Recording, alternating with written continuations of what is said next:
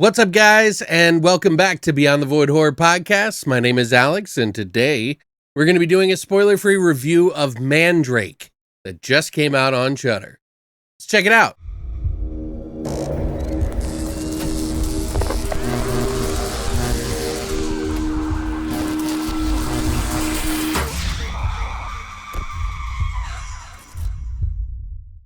So Mandrake is a Shudder original movie that just came out on Shudder. I wasn't too keen on the trailer that I saw, but let's just say this is one of those sort of witchy sort of movies, which is funny because this Monday, technically, we're going to be actually doing a review of The Craft and Two Witches that Arrow put out on the podcast, so be sure to check that out. But yeah, Mandrake is a movie that is a very modern sort of Irish folky witch tale that tries to keep itself based in more of reality than the supernatural that it kind of delves into a little bit. It's essentially about a probation officer named Cathy Madden. She's tasked with rehabilitating a notorious killer named Bloody Mary, who is a witch. She's supposed to reintegrate her into society again, and this is after 2 decades of her being locked up. Now, there was some pretty heinous stuff that happened when she went in, and I won't say what it is, but let's just say there's children, her husband, her own child. There's a pretty complex story going on here. As far as what I thought of this film, I think it's well shot. I think that it has some pretty cool imagery that's in there, and the movie does sort of kind of go there pretty quick, but I'll be honest, I didn't really feel like it vibed with me as much as I wanted. Like, yes, there is sort of an atmosphere, but I don't know if it was just so different than what I was expecting, and I really didn't get what I wanted from it. But I don't think that's the case. I'm not exactly sure where it is going wrong here. Perhaps it's the storytelling that I was a little miffed about, but the story of the probation officer and her and having kids and her meeting this witch and this sort of like crazy thing going on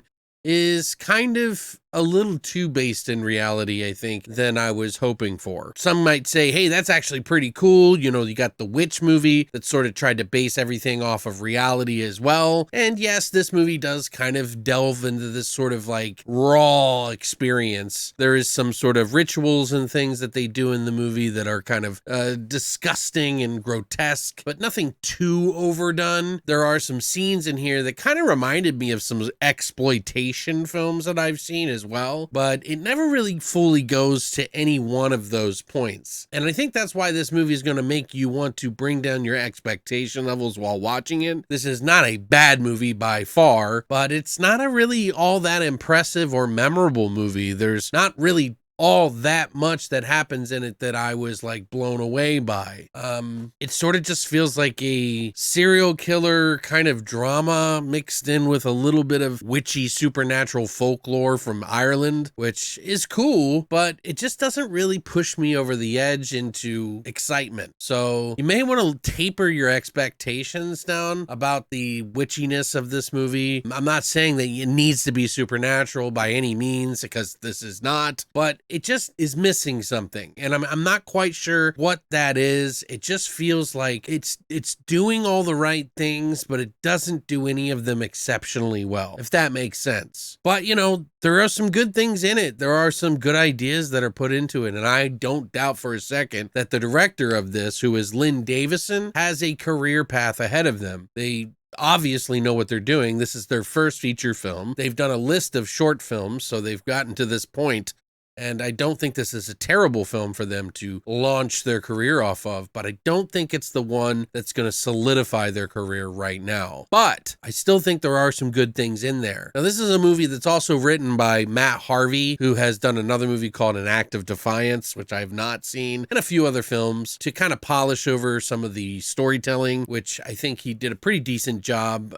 The acting is pretty decent as well. So, and there's kid actors in here, so you have to give it to them. They actually did a pretty decent job overall for as many kids that are in this film. That is no easy task, and I know that there's just a lot of films that just nosedive because of that. Sometimes the script asks too much of the children. This one, I felt like they had a a proper balance of it while still keeping the kids in the whole story and on screen. The performances by Bloody Mary is actually pretty disturbing, and she's creepy, and I think she does a fairly decent job, although I never really fully believe her in her part, although that might be intentional in this movie. They might be trying to ride that line between is it real or is it not, so that's kind of one of these movies. The lead role that's playing the probation officer, she actually is kind of a badass.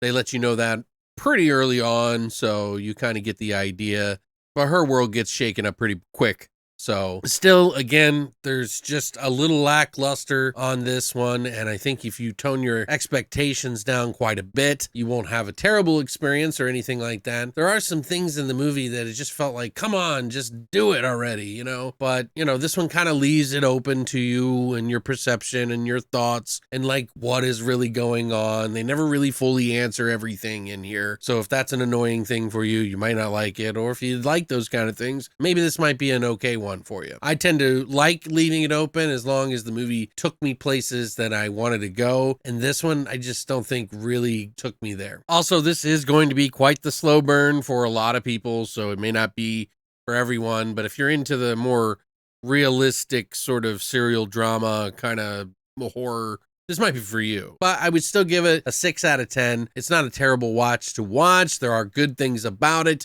and I look forward to seeing what Davison has in the future. What do you guys think, though? Have you seen the movie? Did you watch the trailer? Are you going to watch the movie? Let me know what you think in the comment section down below. If you enjoyed this video, please hit the like and subscribe button. Guys, I'm so sorry that I've taken so long to get some reviews and things up. I have been having some terrible stuff going on. Nothing to worry about, just sleep issues. I'm having a really terrible time watching movies, and it's really tough to deal with. So I'm doing my best. Please be patient with me. I've got some stuff that's been sent to me that I need to go over as well. So please be patient if you are one of those people. I apologize. But if you do enjoy what I do here, please help me and support this video by hitting the like and subscribe button. I really do appreciate it. But thanks for coming by. And as always, long live the void.